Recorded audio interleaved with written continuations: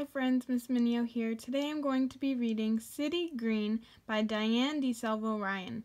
This is a story we are going to be using in our lessons and activities this week with Miss Gaudette and I.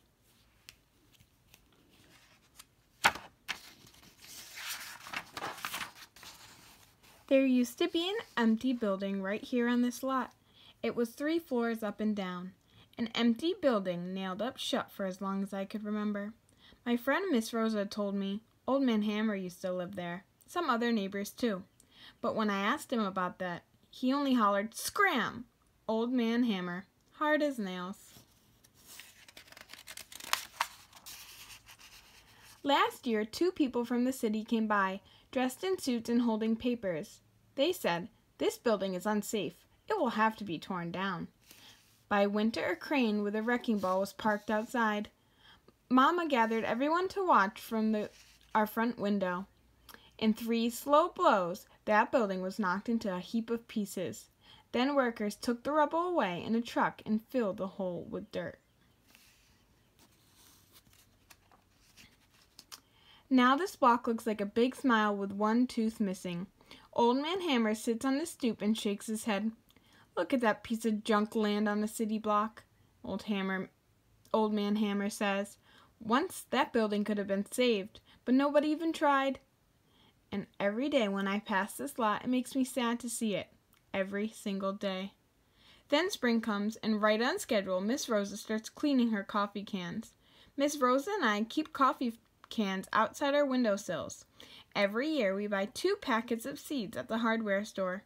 Sometimes marigolds, sometimes zinnias, and one time we tried tomatoes. We go to the park, scoop some dirt, and fill up the cans halfway.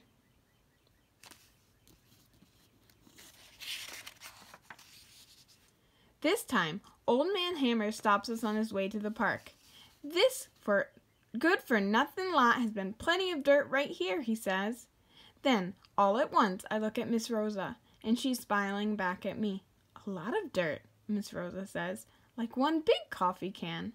I say, "That's when we decide to do something about this lot." Quick as a wink, I'm digging away, already thinking of gardens and flowers. But Old Man Hammer shakes his finger. "You can't dig more dirt than that. This lot is city property."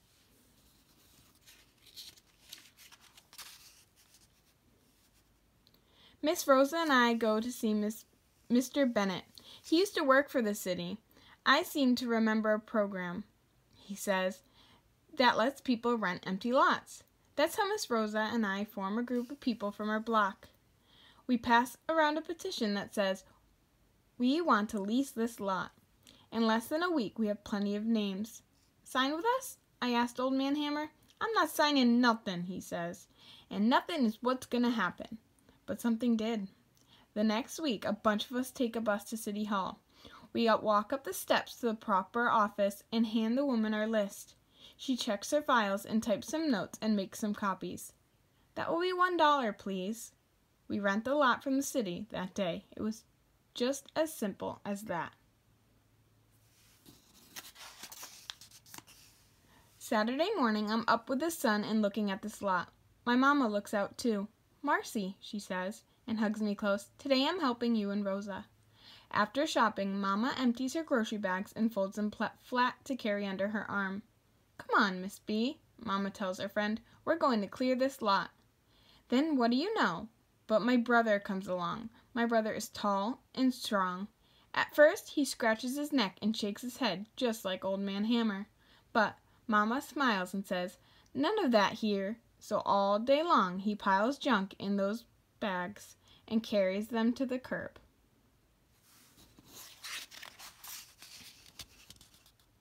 Now, this time of day is early. Neighbors pass by and see what we're doing. Most say, "We want to help too." They have a little time to spare. Then this one calls that one calls another. "Come on and help," I call to Old Man Hammer. "I'm not helping nobody," he hollers. "You're all wasting your time." "Sour grapes," my mama say, and sour grapes is right. Just before supper, when we are good and hungry, my mama looks around this lot. "Marcy," she says, "you're making something happen here."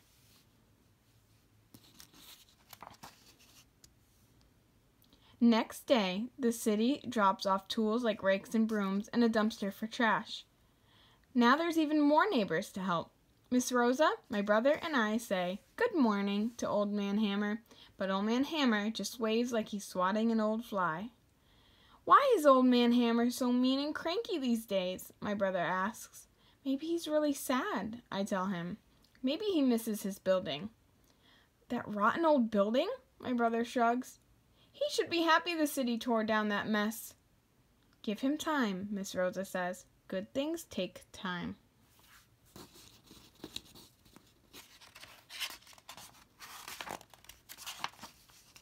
Mr. Bennet brings wood, old slats he saved, and nails in a cup. "I knew all along I saved them for something," he says. "This wood's good wood." Then Mr. Rocco from 2 houses down comes carrying 2 cans of paint. "I'll never use these," he says. "The color's too bright. But here, this a lot could help. But here's this lot could use some brightening up."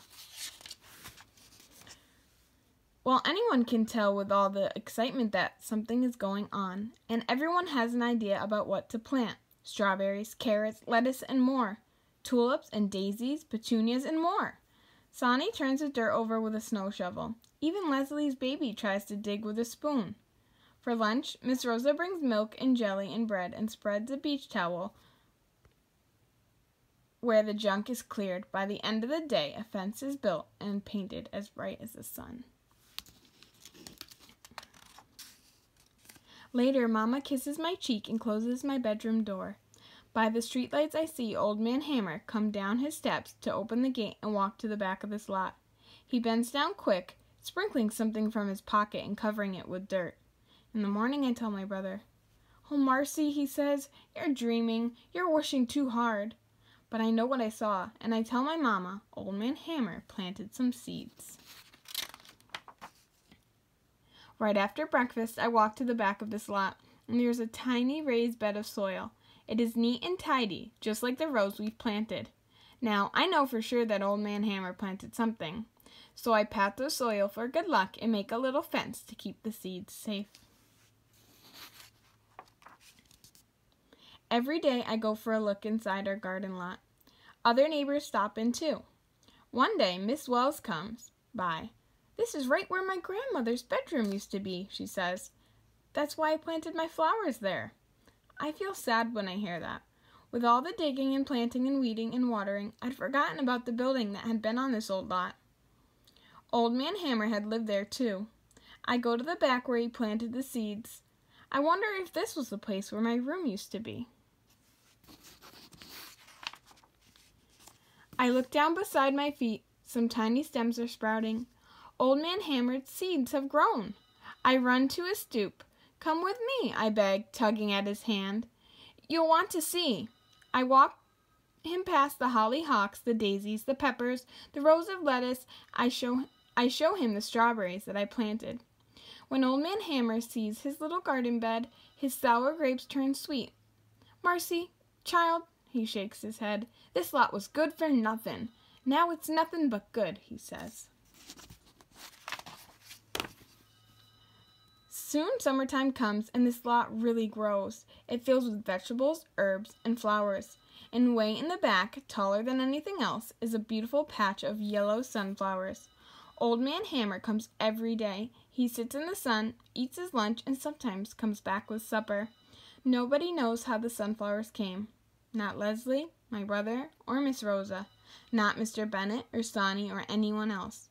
But Old Man Hammer just sits there smiling at me. We know who those flowers are. I hope you enjoyed that story, and I hope you enjoy our lessons and activities this week.